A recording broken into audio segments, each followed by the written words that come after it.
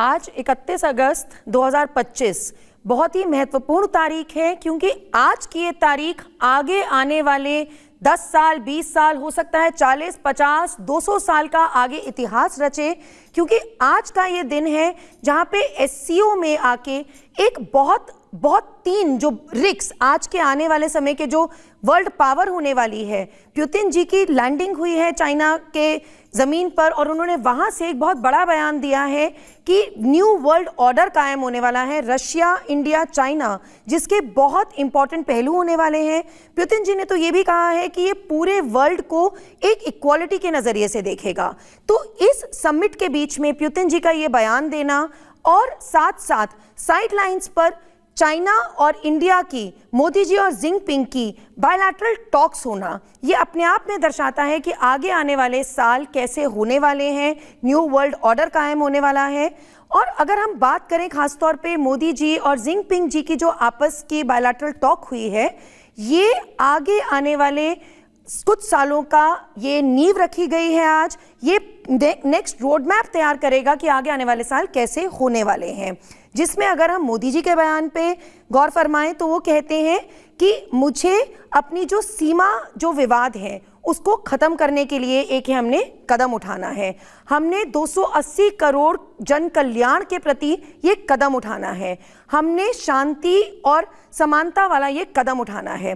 और साथ ही अगर जिनपिंग का बयान देखें तो वो ये कहते हैं कि मौजूदा हालात में ये समीकरण बैठना बहुत ज़रूरी है। तो दोनों बड़े नेताओं का अगर अपने आप में बयान देखें तो वो सिंबॉलिक है। उसको अगर हम बिटवीन द लाइंस पढ़ने की कोशिश करें तो मोदी जी बात करते हैं, जैसे कि भारत का रहा है, वासुदेव कुटुंबकम का हमारा एक हमेशा से मैसेज रहा है, तो मोदी जी बात करते हैं कि हमें विश्व शांति चाहिए, हमें अपने सीमा संवादों को खत्म करके एक आगे दृष्टिकोण अपना देखना है, आगे अपना रास्ता तय करना है। लेकिन जिनपिंग ने बात साफ कर दी है कि मौजूदा हालात में ये नहीं वो कह रहे हैं कि आज हम दोस्त हो जाएंगे, आज हम अपने सारे पुराने संवाद छोड़ देंगे। वो कह रहे हैं कि मौजूदा हालात में ये समीकरण बैठता है, जिससे मोदी जी के लिए, भारत के लिए एक बहुत बड़ा मैसेज है कि आप अपने गार्ड्स लेट डाउन नहीं कर सकते हो बॉर्डर पे। ट्रेड आपका एक तरफ है, बार बार मैं देख रही हूँ, सुन रही हूँ, बात हो रही है दोस्ती की। हम इस बात को ना भूलें कि हम यहाँ चाइना से अभी दोस्ती और आपसी संबंध और कोई नए रिश्ते बनाने की बात नहीं कर रहे हैं। ट्रेड अपनी जगह है, क्वाड अपनी जगह है, सिक्योरिटी अपनी जगह है। तो हम अपने सिक्योरिटी के ऊपर अपने गार्ड्स लेट डाउन नहीं कर सकते हैं। वहाँ ब्रह्मपुत्रा में डैम बना रहे हैं चाइना, हम भी जानते हैं कि वो इंडिया के वाटर डिस्प्यूट्स भी हो सकता है उससे शुरू हो। तो हमें सब चीज़ों को मद्देनज़र रखते हुए अपने आगे का रास्ता तय करना होगा। आज बहुत बड़ी बातें हुई हैं। मोदी जी ने बहुत अच्छे से बोला है कि जब ये मानसरोवर की यात्रा खुलेगी, ये अपने आप में स्पिरिचुअलिटी, रिलीजन, सबको लेके एक बहुत ऐतिहासिक कदम है। साथ साथ India China direct flights resume होंगी, तो इससे ट्रेड का जो हमारे छोटे बिजनेसमैन का जो ट्रेड कॉस्ट बहुत बढ़ जाती हैं वो कम होंगी। तो अभी तो ये रोड मैप तैयार होगा, अभी तो इसके बाद अब डिसीजंस होंगे कि और क्या क्या, जैसे जैसे दिन अनफोल्ड होगा हमारे पास और इंपॉर्टेंट डिसीजंस आएंगे कि क्या क्या दोनों के बीच में बारीकी तौर पे क्या क्या बातचीत हुई है।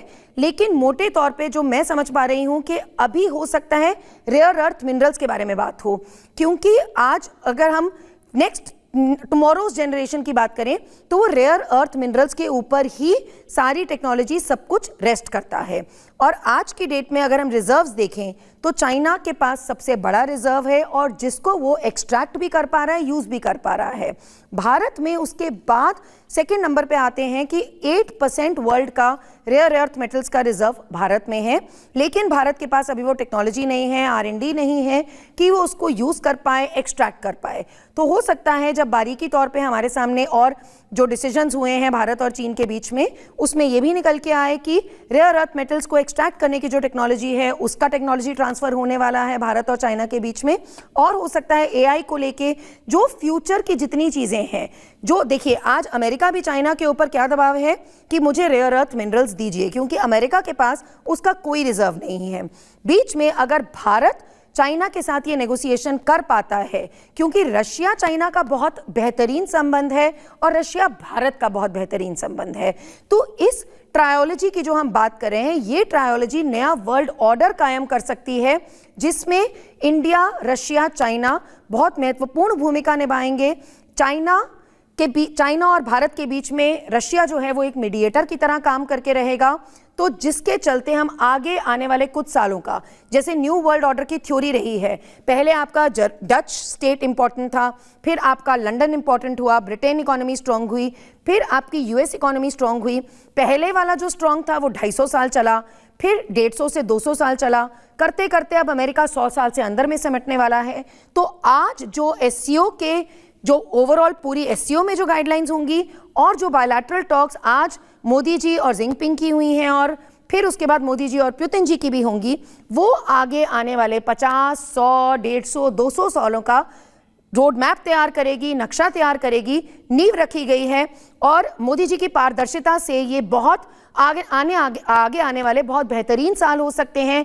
वर्ल्ड पावर विश्व गुरु की बात हमने आज से 5 साल पहले ही कर दी थी मोदी जी के विजन में, और यही भारत विश्व गुरु का हिस्सा बनने वाला है, विश्व गुरु बनने वाला है, वापस सोने की चिड़िया बनने वाला है।